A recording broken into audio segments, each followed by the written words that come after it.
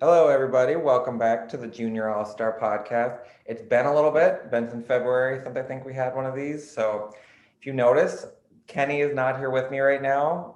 As the AAU season picks up, he's a pretty busy man right now. But I somehow lucked out and got a guess that I'm a fan of his work, of following him. So I'm going to let him introduce himself and let you guys know where you can follow him, where you can find his work so you can be a fan as well.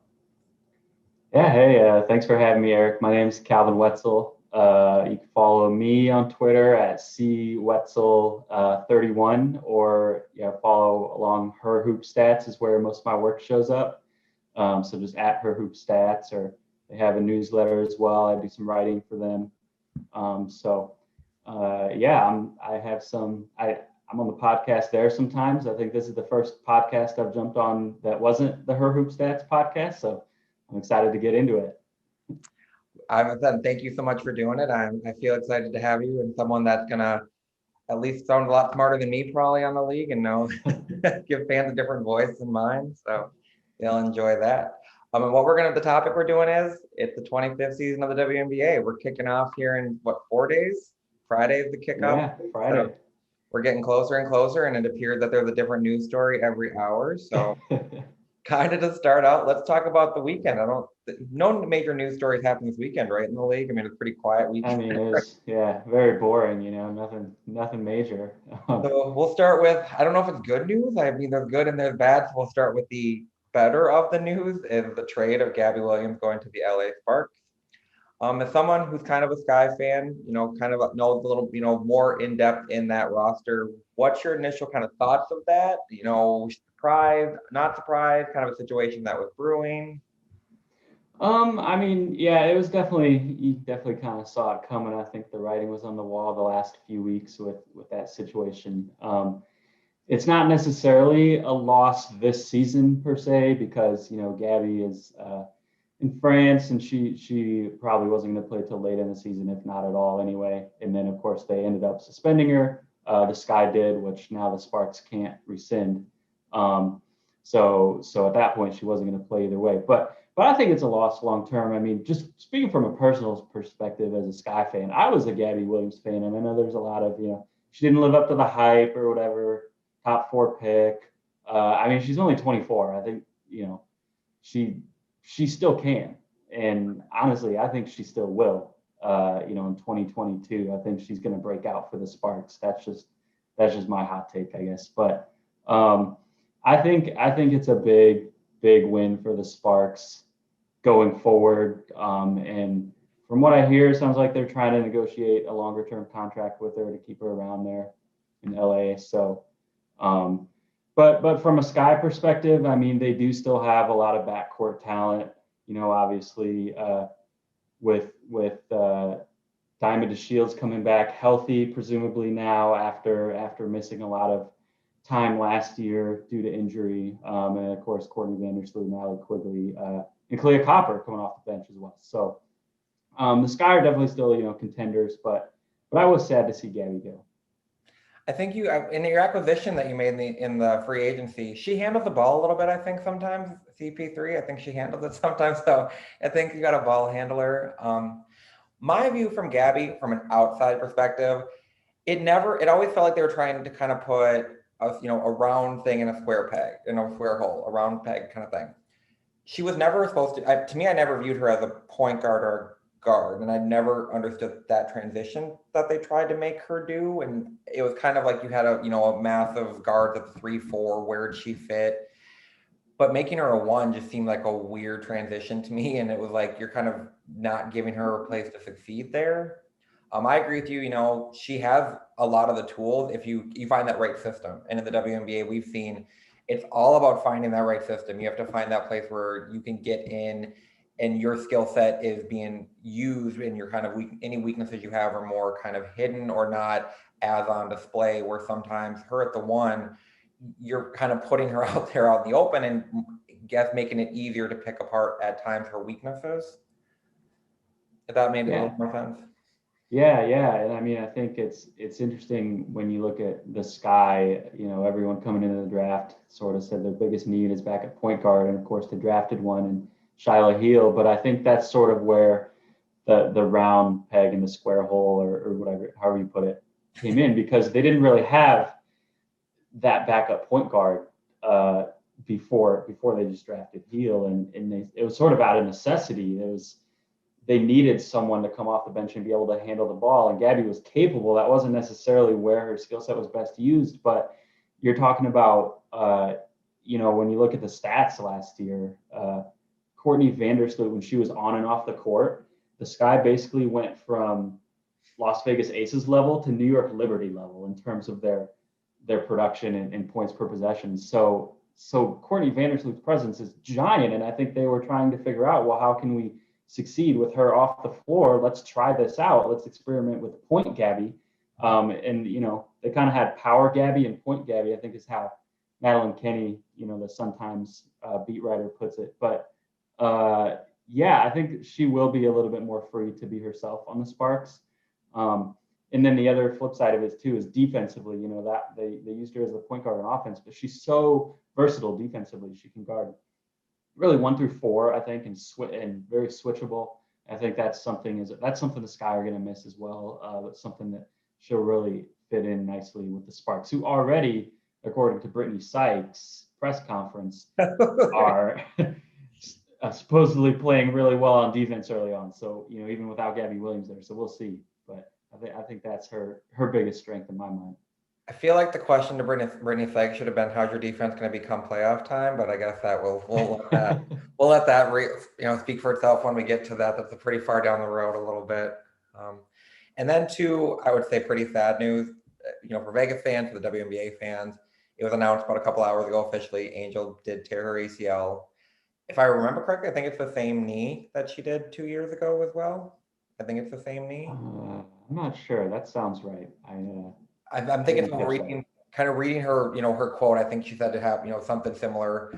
But that's a pretty big blow to them in turn, for a team that you get Cam Beige back, you have Chelsea Gray. It was kind of, all, everything's on deck. We're moving forward. We're going for that title that we were, it's hard to say came up short because there was such a gap between, I feel, the Storm and the Aces, at least from my perspective in the finals. The Storm is kind of the Storm and the rest of the league in terms of that. But I mean, they were, you're the runners up, and you add a point guard who, as a Minnesota Lynx fan, I've been on me and my team have been on the wrong end of a Chelsea Gray game winner for enough of them for 3 lifetimes.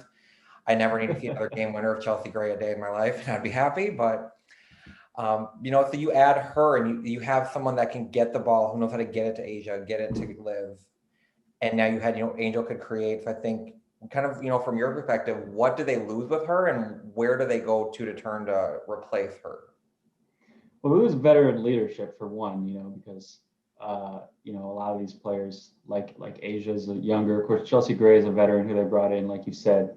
But they also just lose. I mean, they don't have very much shooting anyway.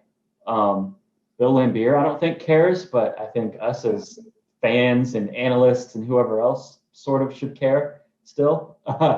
And I do think, Angel was one of their better shooters. And she wasn't a high volume shooter, of course, but she was able to stretch the floor. So they lose that. I still think, it's tough. The Aces have to be considered up there still. I mean, I think before this injury, a lot of people were basically placing them as the favorite to win the championship. I know Michelle Vopel did in her power rankings because, like you said, they add Chelsea Gray, they bring back Liz Cambage, they also bring back Kelsey Plum coming off of that injury, which, putting those 3 together should be more than enough to compensate for losing Kayla McBride. But now when you're losing Angel as well, it's tough. It really just makes what I already think was a pretty wide open race this year even more wide open at the top, much more so than last year. Well, and to me, the one thing about shooting is you're also going to lose Plum for that 3-on-3 tournament for a little bit. So there goes probably your most consistent 3-point shooter. You have Raquana Williams and Chelsea Gray, but my view of them is they are more streaky 3-point shooters. They can, Raquana Williams can get hot, and when she's on, it doesn't matter if someone's in her face, it's step back. But there's also moments where it's not going at all. When it's rimming out, it's not. And so I feel like you're going to have in games like that, can you spread out enough for Liv? Or, Liv and Asia are going to have to be your 3-point shooters. I think in terms of replacing Angel, I think now Hamby, I think they've answered their question about Hamby coming off the bench. I think she slides into that 3 position to me. You might go Hamby, Cambage, and Asia, and then, she'll just slide out to the 4 when one of them needs a break type situation. I don't think she answers your shooting question. And so that's gonna, at least in my view for the Aces, all season long, when you get into the playoffs and everything, can you get enough shooting to get space enough for Liv and space enough for Asia to operate to the best of their ability? Liv, I think that's more of a question for Asia because she kind of likes the freedom of making moves and having the paint wide open so she can kind of use her skill set. And if Liv is kind of in there and the defense is packed in there, what can she do from that aspect? Yeah, well, I think if this were any other coach, I think we would see Asia herself start to step out and take some of those threes this year.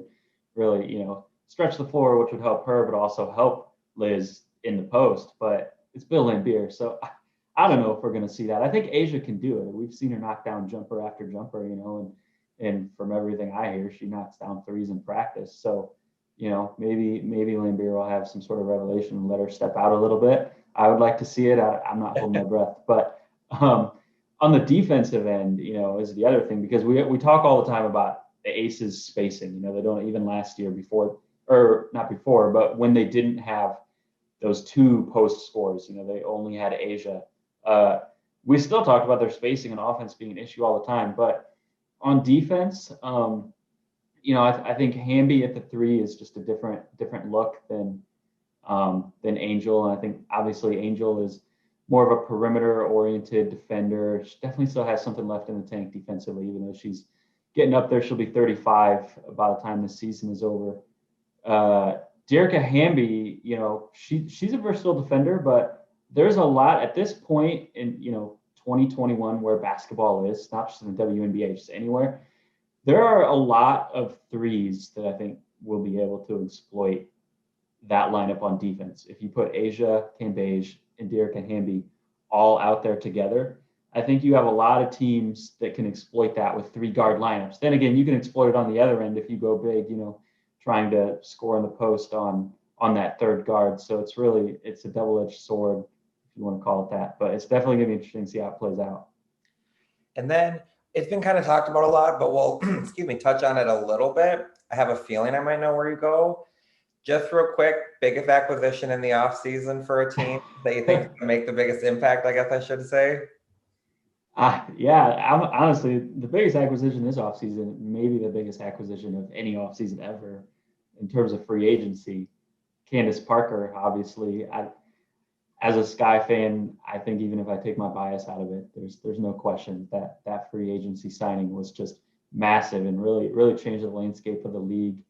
Cheyenne Parker's out, Candace Parker's in with the Sky, and she's the reigning defensive player of the year. Some people thought she deserved it, some she didn't. Some thought she didn't, but she got it, and that was one of the Sky's biggest weaknesses last year. Other than maybe backup point guard and struggling to find ball handling when Sloot was on the bench, was guarding people.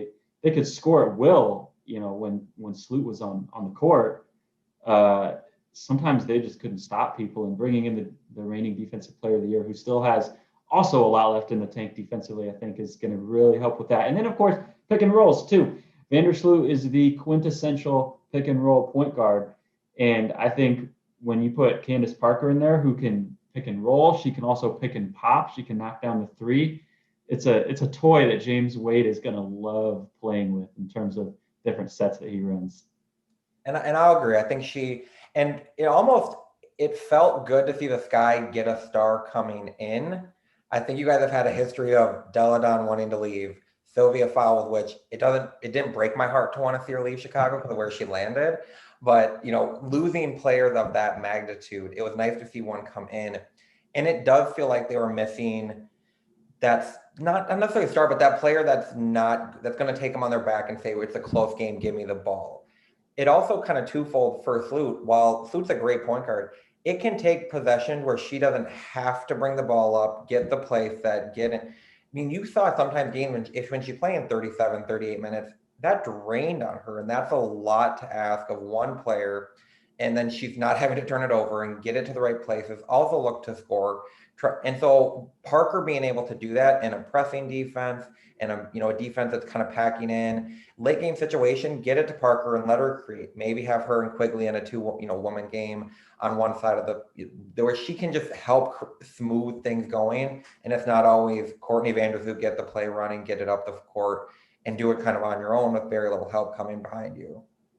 Yeah, that's actually an excellent point. And we talked about like Shyla Heal, and they drafted a backup point guard, and they tried to make Gabby be a backup point guard, and they needed a backup point guard. But you might not need a backup point guard if you have a point center on the court, someone you can run the offense through, as well as Candace Parker, who's one of the, if not the best passing bigs in the league. So yeah, that's an excellent point. I think that will really take some pressure off of Sloot as well and open up the offense.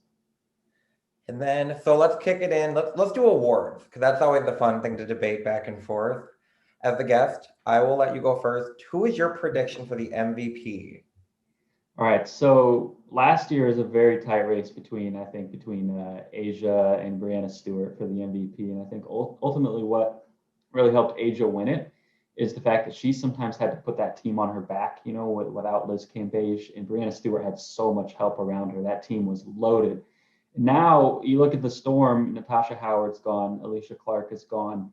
They're sort of back down to everyone else's level. They're not head and shoulders above everyone else. Brianna Stewart might have a couple games here or there where she has to carry that team. And Sue Bird's 40 now. They still have some talent, of course. But all that saying, I'm going with Brianna Stewart because I think she is the best player in the league. And honestly, she probably was the best player in the league last year. You can make a case for A'ja. You can make a case when Elena Delle Donne comes back. But to me, Brianna Stewart is the best player in the world. And she just won all sorts of MVPs and rings in Europe. If anyone's been following that, she was balling out in April. I think she's going to carry that over and win the MVP of the WNBA this season. So your case helped make my case, because my MVP for this year, bias included, is Napheesa Collier. If for no other reason, just MVP, because I think it works perfectly. But when I look at the playoffs last year, and I said this at the time, in that 3-game series, yes, the Lynx lost, I have never seen a person be able to manage or even make Brianna Stewart look small on a court like Napheesa Collier did. Especially that game 1, getting multiple big blocks. And I know there's that rust kind of question. Seattle had sat for a little while before the series, but Collier was able to go toe-to-toe with I agree, the best player in the world in women's basketball, Brianna Stewart, and had 25 points, 9 rebounds, and her defense on Brianna Stewart. And that to me is why there's nothing Napheesa can't do on the court. It's just her taking that leap to at times put the Lynx on her back. In close games, can they go to her enough? Can she say, she's going to have to hit big threes. I think her, having Syl is going to open up everything for everyone. But now is that transition year of where Syl's no longer the go-to. It needs to be Collier the go-to. And I think she steps up. So that's why she's my MVP. If she plays enough games, because she is going to be missing probably 2 or 3 to start the year. I hope only 2 or 3 to start the year. Hope not much longer. But that I'm going Napheesa Collier. And I said, and the reason I justified it is when she can defend Brianna Stewart to the ability that she did in the playoffs, it's hard to vote against her in terms of that. Eric, you I don't know if you wanted to get into MVP anymore, but you actually just brought up an awesome segue into my defensive player of the year. If you Perfect. Let's go. Transition to that, because so Eric told me before the podcast that he brought me in so that he could have someone who's not a Lynx fan and not biased towards the Lynx. So of course I'm still gonna give some praise to the Lynx a little bit, but I'm going with Napheesa Collier for defensive player of the year, not for MVP, for a lot of the reasons you just said. If you can guard Brianna Stewart, you can guard anyone, first off, and she really did a phenomenal job of that, like you said, in the playoffs last year. And I think just with her, she was only in year 2 last year, and with her growth now into year 3 and being able to really guard multiple positions on the court for a team that is going to be one of the better teams and the better defenses in the league, because I think that's key too. You're never going to see someone win Defensive Player of the Year from the 9th or 10th best team, just like you're never going to see someone win MVP from one of those teams. But you're talking about a team who's going to compete for the 1 seed, certainly top 3 or 4. They're going to be a lockdown defense with some of the pieces they already had and some of the pieces they added that I'm sure we'll get into, more as we go on. And she's going to be at the head of that defense. She's going to be, a few years ago, that would have been Sylvia Fowles, obviously, defending the middle. But at this point in her career, with maybe some load management that she's going to see, it's going to be Nafisa Collier, who also has led the league in minutes in both of her 2 years in the league. So she's going to put up those counting stats too, which I know voters love, the steals and blocks. So I'm going with Nafisa Collier for Defensive Player of the Year. And I do think she will win an MVP at some point in her career. I'm not sure if it'll be this year yet. I could see it. But definitely I'm going with her for Defensive Player of the Year. My Defensive Player of the Year, and I said if you're a Lynx fan, I'm going to one of the 2 teams that the Cardinals send, but I got to go Brittany Griner. To me, she's coming in refreshed, rested, healthy from everything we're seeing on the outside. It seems like Brittany's kind of finally at peace in terms of off the court stuff. And when Brittany's at peace off the court, on the court, I think can be pretty scary. I think she can be one of the best. I mean, she could be up there for the MVP if she lives up to her, I feel, potential type of thing, what everyone's always talked about. My one thing with her years previously defensively was, and she swatted a lot. Like, yes, she's 6'9", she should block a lot of shots, but that doesn't mean necessarily she's playing good defense. She's just swinging at everything that kind of go by her. Where I think she can take that step of, okay, not necessarily get down in a stance. It's hard for someone 6'9" to get down in a stance kind of thing, but not swinging down at shots that you don't need to. There's a lot of shots. If someone wants to challenge her, literally keep your hand up. The ball's going to go into your hand before it goes to the rim. And I think just her timing and her feet movement and effort can make her that Defensive Player of the Year, because she can block almost any shot she probably wants to. It's just now not getting a 4th foul in the late second quarter. There's where I think her growth, I see her taking that step this year from her.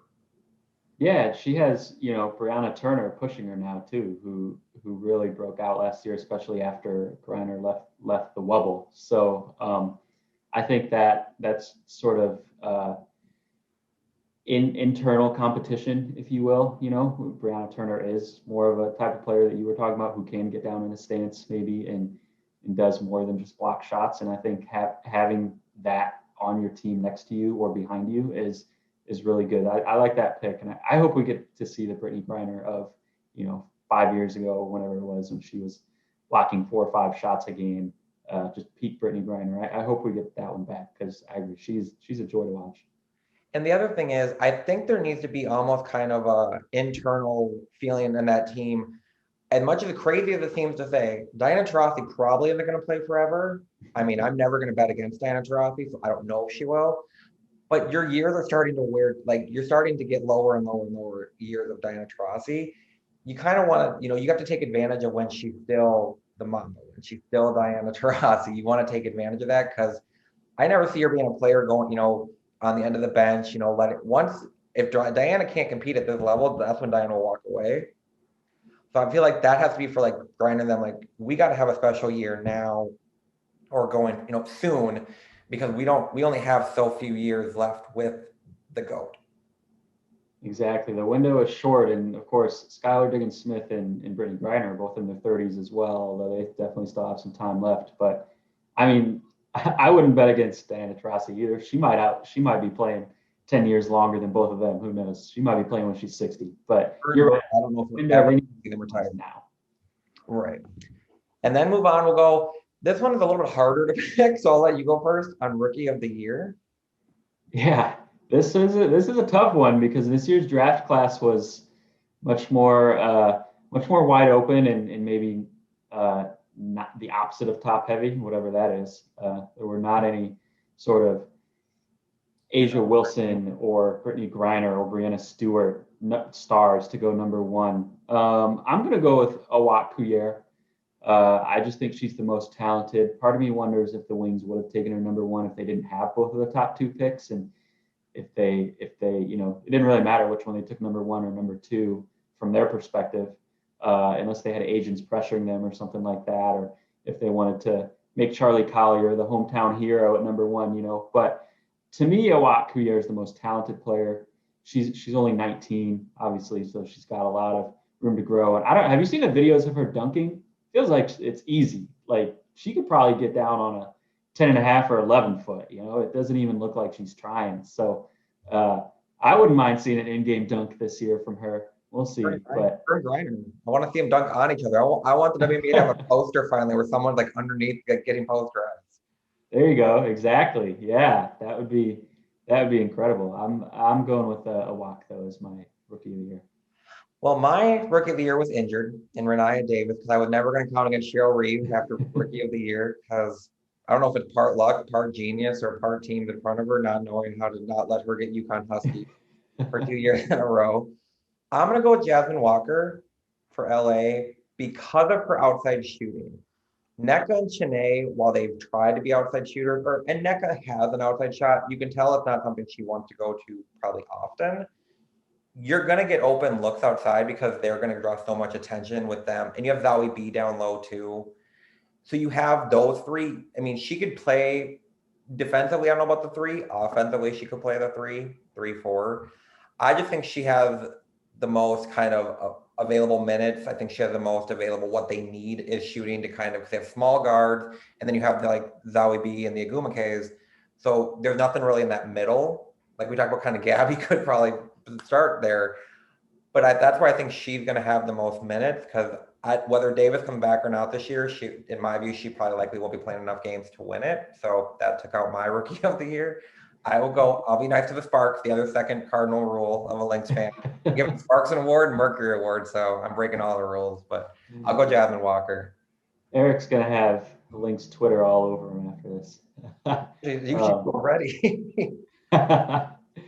Yeah, I like that pick. You're right. A lot of times it is about opportunity and minutes with rookie of the year as much as it is about talent. And that was something I don't think people, I mean, we joke about like Cheryl getting Huskies, but she made a good point too. When it comes to Nafisa and Crystal getting rookie of the year, the unfortunate aspect of both those were they came off injuries. Like Nafisa started because we had, I think that Simone, and then we had, she had Karima Christmas Kelly was injured and they were going to be starters in that position. So Nafisa stepped into that role and never let it go after the 27 to start. Same with Crystal. I mean, we had Lexi and Bantam kind of could 1-2 it, and Lexi, gets the concussion. I think the first game. I mean, who wouldn't get run into Alyssa Thomas? Like you couldn't pay me to take a charge off Alyssa Thomas. But both of them stepped into a role, unfortunately, due to injuries, and they kind of took it. So that opportunity has to present itself usually for a rookie, barring usually the number one picks going to a team that needs all the help it can possibly get. Yeah, and I've if anyone keeps up with the press conferences and everything, NECA has been heaping a lot of praise on Jasmine Walker too, and it's NECA knows what she's talking about. That's a reliable source, so that definitely means something. And what other awards do we have? We have defensive, rookie, MVP. Are those the big ones? We got a sixth player. We could go coach of the year. We might both agree on that one. Most improved. I think that's what I got written down here. So most improved, I want to say Shepard, but then I'm like, I'm biased, and she didn't play last year, so it's hard to say most improved when she played 0 minutes last year. I think now this could be, and this is going from a really good to a really great. I think it could go to Natasha Howard because I think she's going to be in that MVP discussion for New York to have any sort of semblance of a successful season. And I think she's ready to take on that mantle of number one go-to for a team.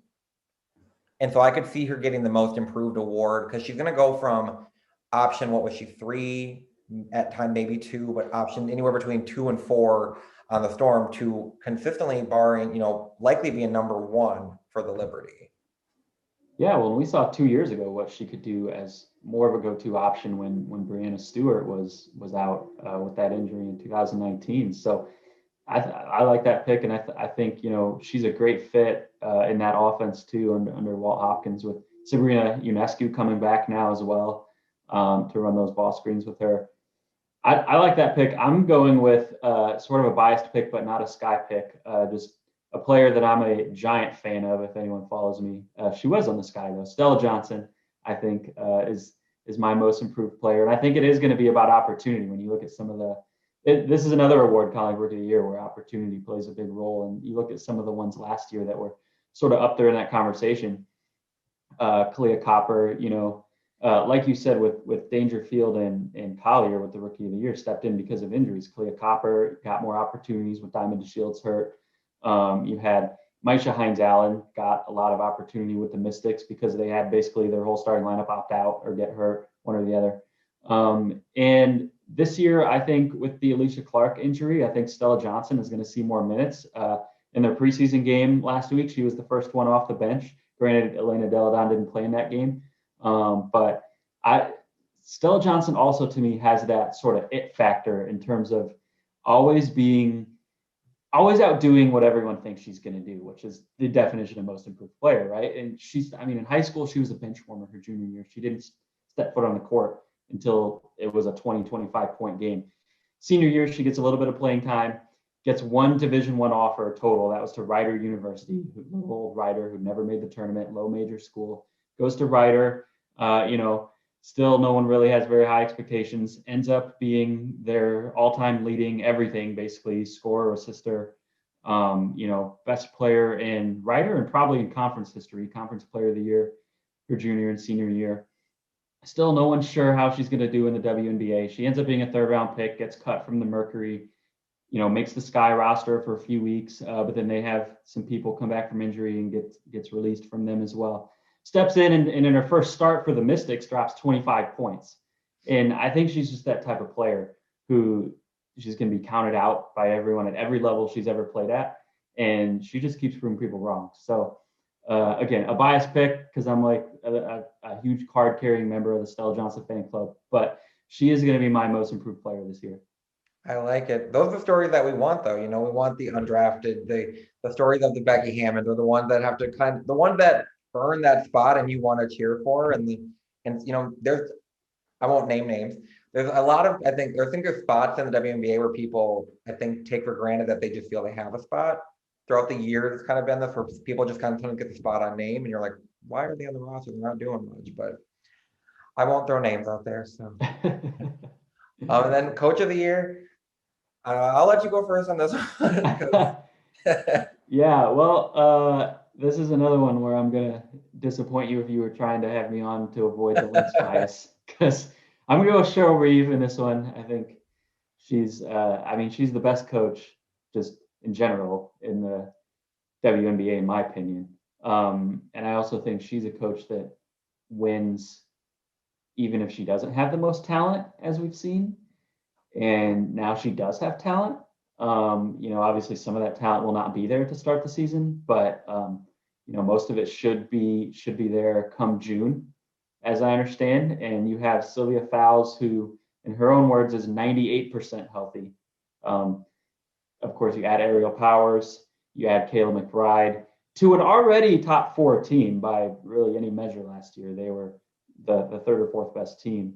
And I won't get ahead of myself on where I think this team is going to go. I know that's coming up in the podcast, but I think this team is going places where Cheryl Reeve is going to be the front runner for Coach of the Year this year.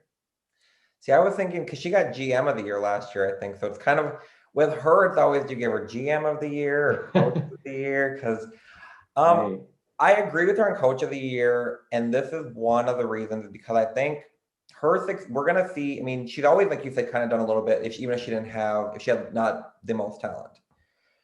She's in her element this year when she can kind of pull out the playbook that we ran for Simone. I say we, like I'm a coach. Like we ran for Maya and Simone, big guards. And she has that again now in Powers and McBride. And it's where you can be interchangeable and they can get it down. They used to get so many buckets off Simone getting a smaller guard and just burying them. Maya would get, switched out on a point guard, bury them. And I think she's going to really enjoy being able to pull those back out for Powers and McBride. Because, Dangerfield and Banham, you're not intimidating anyone, at least not in a post. And so I think that's why I think that she's going to shine this year as a coach in X's and O's, because she seems to do best when she has passing bigs like Shepard and Achongo, which Fee's been a passing big, but she hasn't had those McCarvels, Taj McCoy, and Franklin like she had in the championship years. And so you get to people like that, the ball is just going to be flowing, and I think they're off. That's where I see her really showing Cheryl Reeve's X's and O's chops, and that's why I have her my coach of the year this year, bias included. And she's going to have a lot of fun, in addition with those mismatches and in the post, bringing those guards off of screens and, like she did with Maya Moore, like you said, and being able to hit threes. Kale McBride was in the top 2 in the last 2 3-point contests. And you're already talking about, Bridget Carlton and Rachel Banham last year had the 2 best 3-point shooting seasons in Minnesota Lynx franchise history in terms of 3-point percentage. And then, of course, Ariel Powers can hit the 3 as well. There's just the shooting on this team, to me, is remarkable how deep it is. And it's exactly what you want to have around a player like Sylvia Fowles. It's just another tool, I think, that, like you said, Cheryl Reeve can use to really have fun with the X's and O's. And I'll say, I think a moment of the year, personally, and for the state of Minnesota, when Rachel Banham's in Target Center with fans, that place is going to explode, whether it's limited fans or not. Like Maroon Mamba coming home in Target Center. I love it. I can't wait. That's my moment of the year right there. You gonna be there? Oh, a season ticket holder. I got my tickets, everything. I'm set for Friday. Like the countdown is down. I'm gonna be there. I don't know if we're gonna win Friday, but I want Fee and McBride back on U.S. soil so bad right now. I can't tell you. So we've kind of ran through the awards. Let's go to your pick for finals matchup. All right, this is we're gonna continue with the non-Lynx fans still being bringing some Lynx bias in here. I'm gonna put the Minnesota Lynx in the finals, and I wrote this down. I sort of made some notes for this podcast before Angel McCautry got hurt, and I have the Aces in the finals as well. Sort of been thinking about it. I think I still want to put the Aces in the finals. I think with Chelsea Gray, and I think Kelsey Plum is going to take the next step. We saw some flashes from Kelsey Plum really starting to be who we expected with that number 1 pick. I think before the injury towards the end of 2 seasons ago. And I think we're going to get that Kelsey Plum carrying that momentum into this year. So I think they're going to have enough still. So I have Lynx and Aces as my finals matchup this year. And I'm going to go with, you want me to pick my winner now? Yes, please. All right. I'm going to go with the Lynx over the Aces in 5. I like it. I like that thought process. I hope you're more right than I'm right. So my finals pick, I don't have the Lynx in the finals. For the only reason is the teams that I have, I think, are kind of in now or never mode. And sometimes, I'm not saying the Lynx aren't with Sylvia Fowles, but I feel my finals matchup is Phoenix and Chicago. For the reason I think when you get Candace Parker, you have a mentality of title or bust. And you have that, they've been very close minus the Dearica Hamby insane shot. They've been right there. Just they need someone to take them over that level, and Parker knows how to take a team over that level. I think they have enough scoring and enough shooting around. They would be able to get past, in my view, they would do enough to a Seattle or a Washington to get past them. I feel like Parker would be able to negate the bigs in that one, like Stewart and Deladon. She'd be able to match up enough to where it's the others that would finish it. And Phoenix, I just think Skylar's going to have probably a breakout year, not breakout, but I think one of her better years. Taurasi's still Taurasi, like never counting her out. And with my pick for Griner getting to that next level, I just think they're in win now mode when you have Diana. Now in those two, I could probably predict how many technicals are going to come out in that series, but I'm going to actually go Sky in 4 because Phoenix offense will only take you so far, but if Griner has to match up with, say, a Parker, and also, let's be honest, Dolson's going to get under her skin the entire time in a final series if she's there. Dolson likes to get under a lot of post player skin in the final series. And so I see Chicago in 4 over Phoenix. Yeah, well, we each picked each other's teams, I guess. It works out. We canceled out the biases. And I picked the Candace Parker team, so that hurt a little bit. Like, that hurt. Yeah, the Mercury pick is interesting because I think part of it, we talk about the big 3 and the window with Diana and maybe, Griner coming back.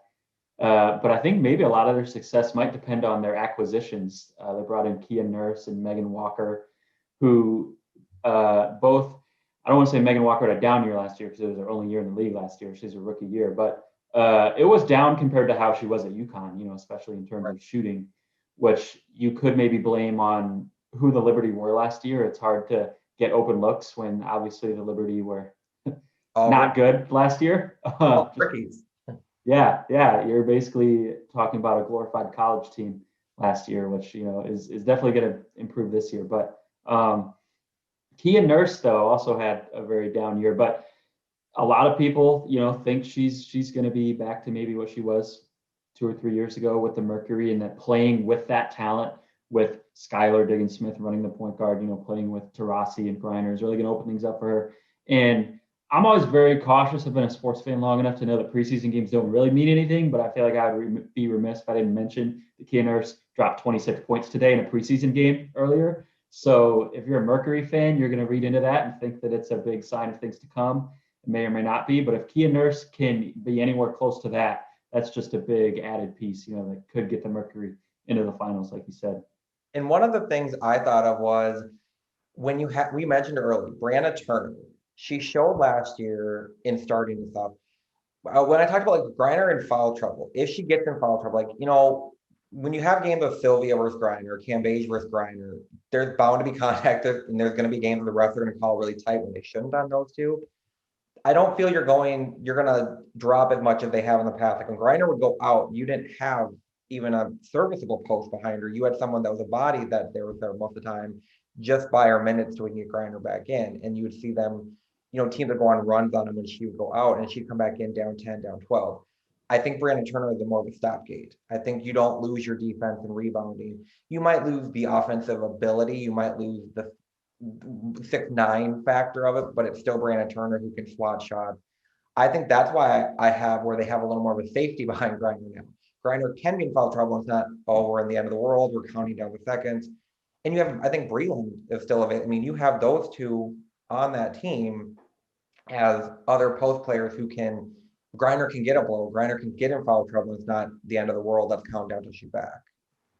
Yeah, to your point about Turner, you know, the Mercury actually played better last year after Griner left the bubble, which I don't know if I'd go as far as, you know, that was only an 8 game sample. I don't know if I'd go as far to say that they would be better this year with her off the court, but certainly was encouraging for, you know, when she does have to sit due to foul trouble or whatever the case is, that Brianna Turner is more than capable of holding down the fort in there.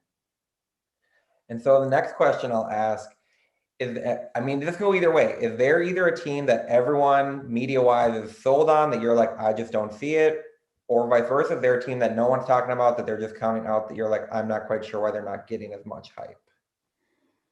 I'm gonna go with two of the, you know, the first one you said. I think one of them is not necessarily hyped up by the media, but I think I'm even lower on them than maybe a lot of people, and that's the Sparks.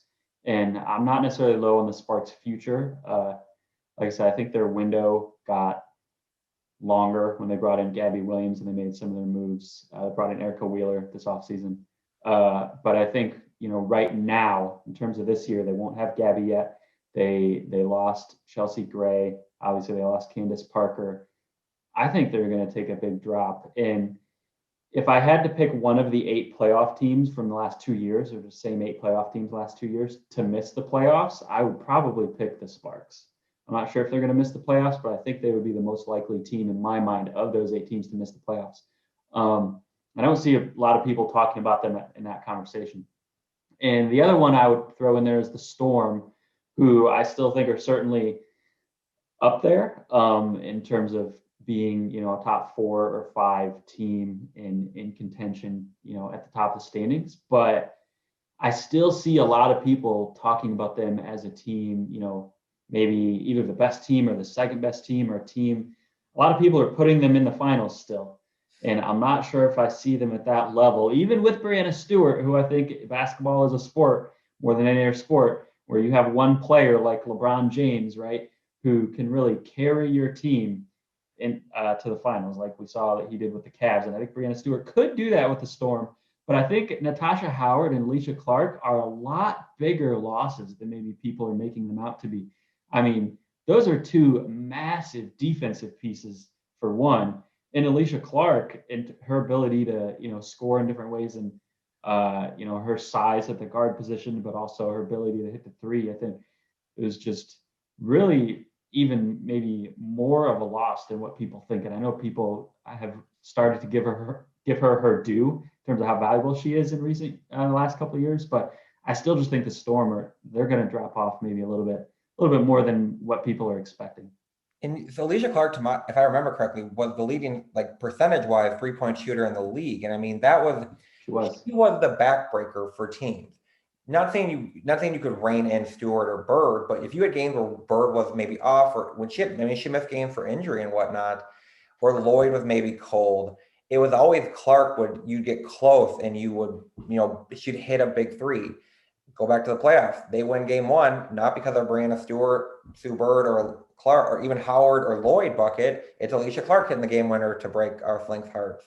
I mean, she just does, and she could shut down a guard, and you could place her on a 4, you could place her on a 1. And that was my team. I was going to go to Seattle. I'm like, I'm seeing them as 2 and 3. I'm like, do people realize they lost 2 starters, 2 defensive starters who were keys to that defensive team, and you lose your sharpshooter Sammy Whitcomb off the bench, who would come in and sometimes just be a flamethrower, and she would help you bury a team because you'd be exhausted from the starting 5, and then she's coming in and you give her 1 inch of daylight and it's boom, boom, boom, boom. You lost all 3 of that. Now, once again, I think it's Magmagor, that's how you pronounce it. I'm sorry if I said that wrong. She could take that leap forward into that position and replace a Howard or be that, but she could. But we haven't seen it yet. So as of right now, we're relying on Brianna Stewart being the LeBron James Hercules, like, I'm going to carry the team. I'm going to put him on my back if I need to. And I just didn't understand why people didn't understand the drops that they had. That was me on the Storm. Yeah, and you brought up a good point about Ezi Magfor, I think, to play maybe devil's advocate to both of us. The Storm, I still would say that the Storm have a championship ceiling in the sense that if everything goes right for them, they could win the championship this year because Ezi could break out. She could become a dominant star to fill sort of that Natasha Howard role. And you could have some of these pieces. Katie Lou Samuelson has disappointed with the Sky and with the Wings. Maybe the third time's the charm. Maybe the Storm is where she finally finds her fit and she breaks out as well. I'm not predicting that, but I'm saying that there's that possibility is there if all of those things kind of fall into place for them to win a championship. But I think in order to win a championship, the thing is that they would need all of those things to fall into place. They would need some of those players like that, or maybe even a Kiki Herbert Harrigan as well, who they got from the Lynx, to sort of break out and outdo expectations to complement a Brianna Stewart or a 40-year-old Sue Bird. And I'm not sure if I see that happening. It could happen, but I don't see it happening. See, I'm gonna get hate for this. So we owe Chicago Sky such a muffin basket for taking Katie Lou at number 4. In that draft, I swore you guys were taking Fee at that draft. And when she fell to us, it was like the heavens opened up. I'm like, what just happened? And to this day, my favorite play of that entire season was when we played the Sky. That block on Katie Lou on the fast break. I want that like in a life-size poster. Like that was it was sort of a microcosm of the draft. I've never that's the play that gets you out of I was alone in my section, out of my seat, because I'm like, she blocked Katie Lou. No one cared. No one knew the story there. Like I knew. That was the play of the game of her. That won a Rookie of the Year right there for me. Just that play alone. And this is a little off topic in terms of Katie Lou, and maybe this is just my view. I think there's, kind of this is college basketball a little bit too. There's some players that the UConn system, in my view, make look more attractable, or people have more hopes of in the league, in the WNBA, than their skill set would say they could. In terms of, I look, Katie Lou to me, I'm like, when I watched UConn, I'm like, she was a great shooter, but when you saw Final Four, she seemed to struggle in the biggest of moments. I mean, I remember a game with Louisville when you had Kara Lawson back in the day, she was like, they're going to Nafisa after every time out because Gino knows it's the bucket. I look kind of like Kalina Mosqueda-Lewis too. I'm like, they should have been viewed as solid role players coming into the league, where I think sometimes the UConn shine of a player makes it seem like they can be the next level. And I'm like, I don't see it, but I'm perfectly fine with Nafisa Collier falling to number 6. I think that worked out okay for all parties involved, at least in my view.